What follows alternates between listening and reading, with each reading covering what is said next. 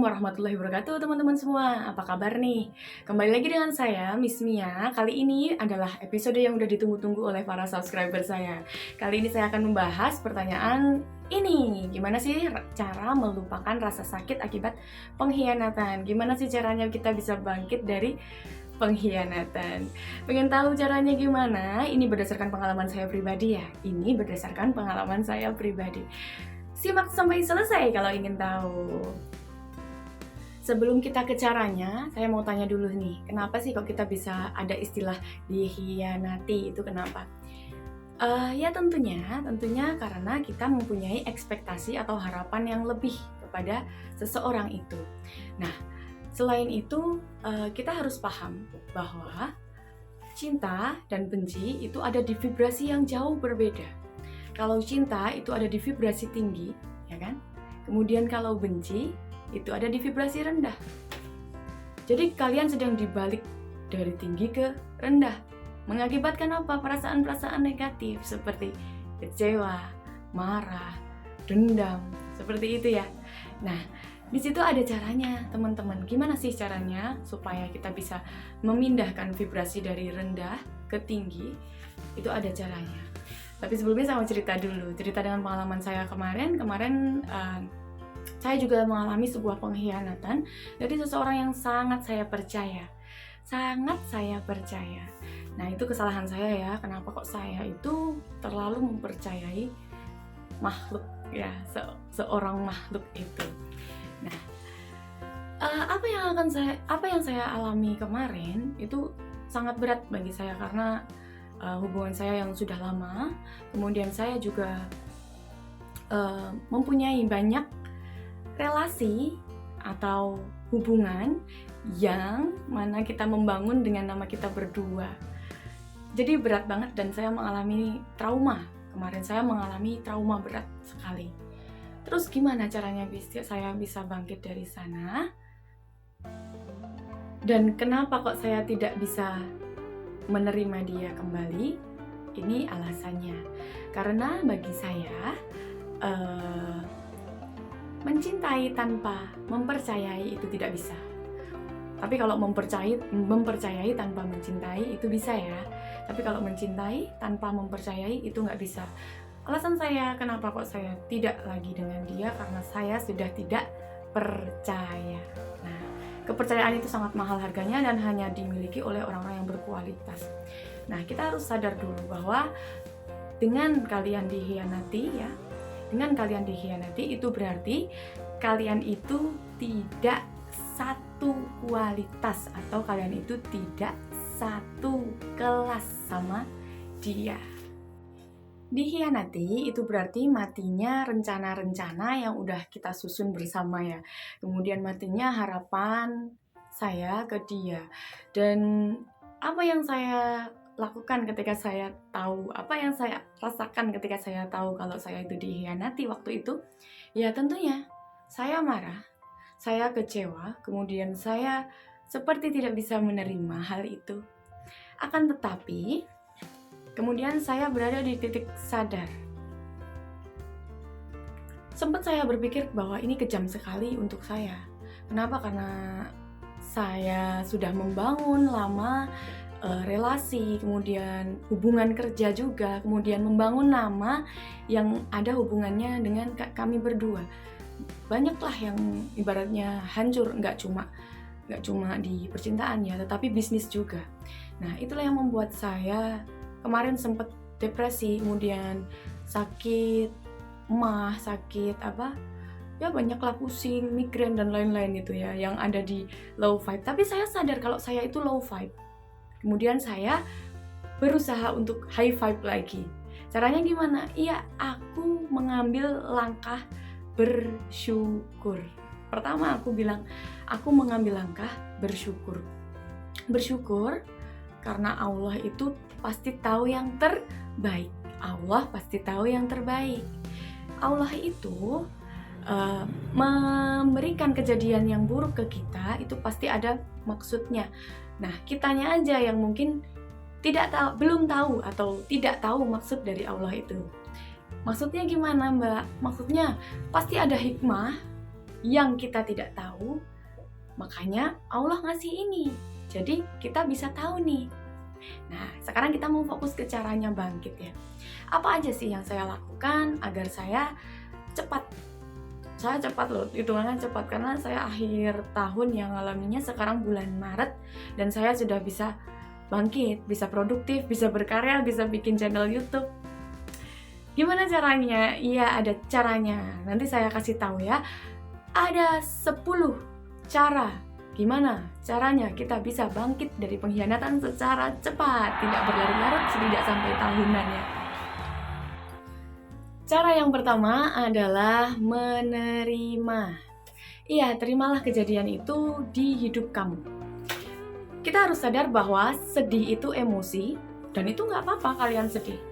Akan tetapi, menderita itu pilihan. Menderita itu pilihan, dan saya memilih untuk tidak menderita dengan adanya kejadian itu. Caranya gimana, Mbak? Iya, masuk ke cara yang kedua.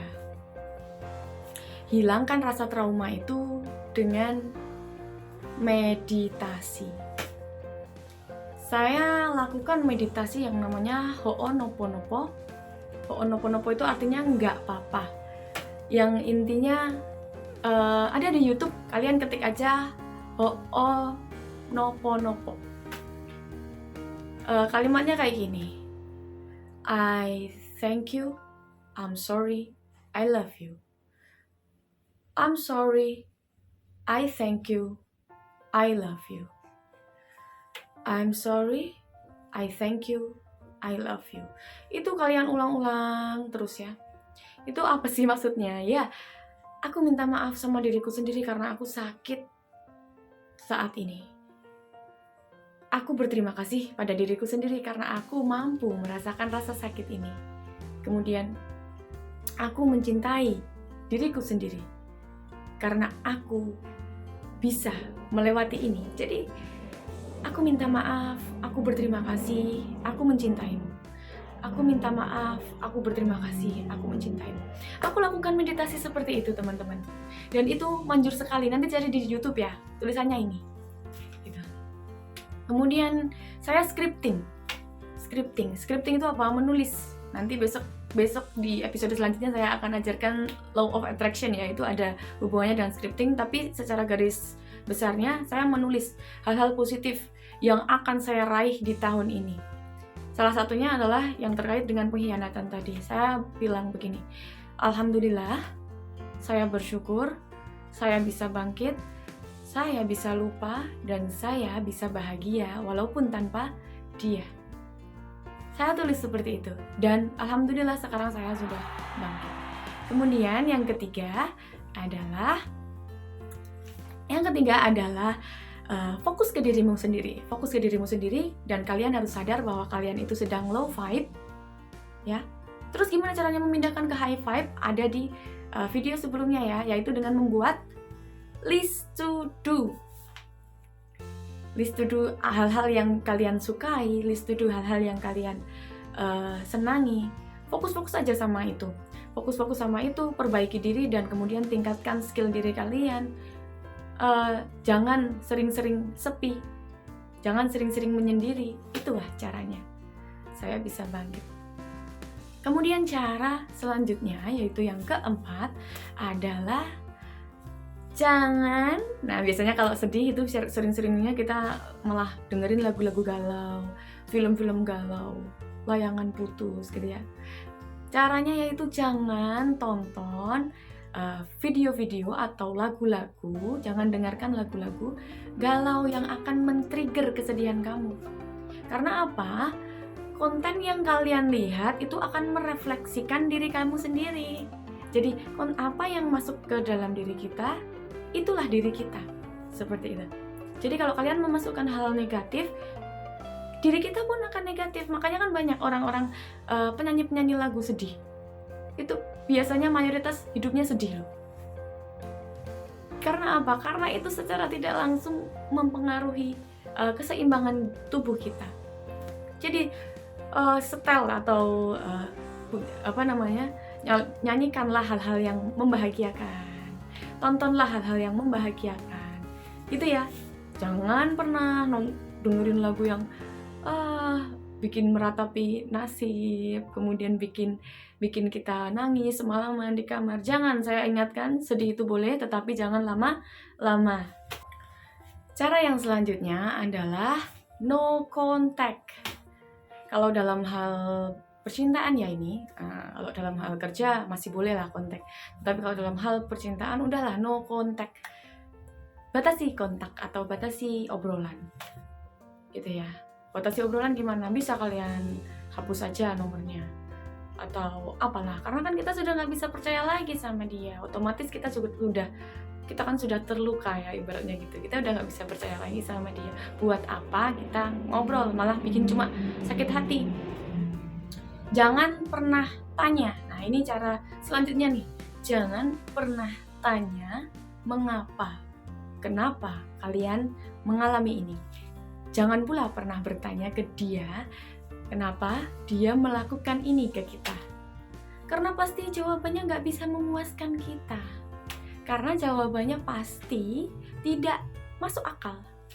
Karena yang namanya pengkhianatan itu, apalagi di percintaan ya, pasti dia melakukannya secara sadar. Pasti.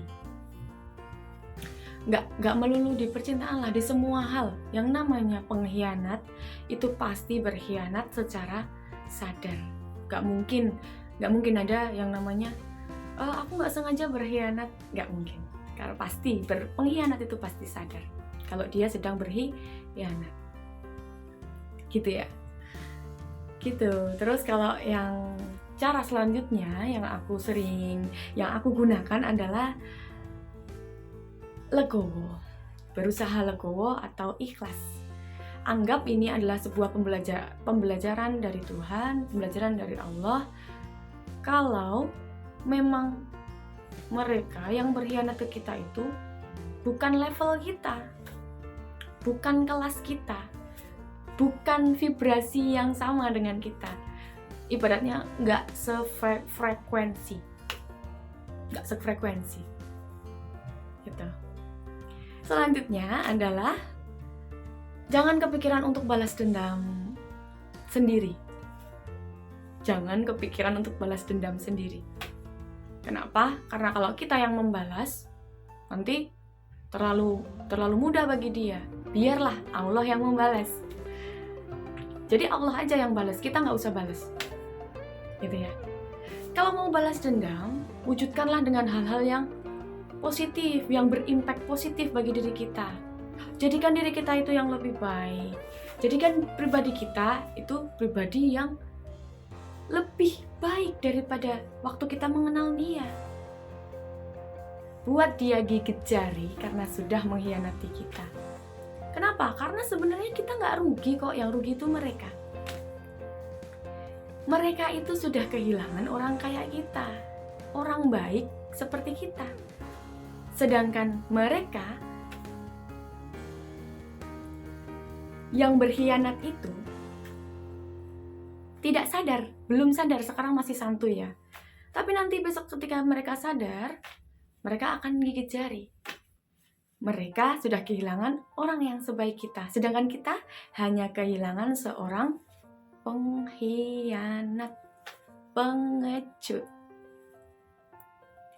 yang bisanya menyakiti hati kita. Bahkan aku bisa bilang dengan sengaja. Apakah saya sekarang sakit hati? Apakah saya sekarang sudah bisa melupakan? Iya, ini tips yang terakhir buat kamu ya yang tanya tadi gimana cara melupakan. Jangan pernah mencoba melupakan karena hal itu tidak mungkin terlupakan. Rasa sakit itu tidak mungkin bisa dilupakan. Akan tetapi kita bisa mengkontrol diri kita bisa mengendalikan diri kita supaya tidak mengingat. Supaya kita tidak punya kesempatan buat bersedih. Ya caranya gimana ya tadi dengan memindah low vibration ke high vibration. Seperti itu caranya. Gimana? Kira-kira dipahami atau belum? Sudah dipahami atau belum? Tercerahkan atau belum? Semoga udah mulai tercerahkan ya. Kesimpulannya adalah kalian itu high value woman, makanya jangan terlalu berlarut-larut dalam kesedihan. Kita fokus aja sama diri kita sendiri. Kenapa? Karena yang bisa membuat diri kita bahagia itu bukan orang lain, tetapi diri kita sendiri. Kita harus bisa membahagiakan diri kita sendiri dengan cara kita. Jangan bergantung dengan orang lain. Nah, kita bisa ambil hikmahnya juga dari kisah ini, dari kisah kita ini, bahwa kita tidak boleh terlampau percaya terhadap makhluk ya, manusia ya. Kita hanya boleh percaya, kemudian menggantungkan harapan setinggi-tingginya hanya kepada Allah Subhanahu wa taala atau Tuhan kita semua. Gitu teman-teman semua. Jadi tingkatin skillmu, kemudian janganlah kamu sering-sering sendiri, lakukan kegiatan-kegiatan positif, kemudian buktikan kalau kalian itu bisa menjadi versi diri kalian yang lebih baik ke dia. Jangan mau kita digerogoti sama kesedihan, karena itu nanti hanya akan menimbulkan penyakit baik fisik, hati, jiwa. Jadi kita nggak happy. Jadi kita hidup itu happy aja lah, happy aja lah gitu ya. Jadi semoga video ini bermanfaat buat kalian semua. Bagi yang masih galau-galau nggak apa-apa, dirasakan aja, tetapi sebentar aja, kemudian langsung move. Lakukan cara yang tadi saya sebutkan. Oke? Semangat semuanya. Kalian pasti bisa, aku bisa, kalian pasti lebih bisa.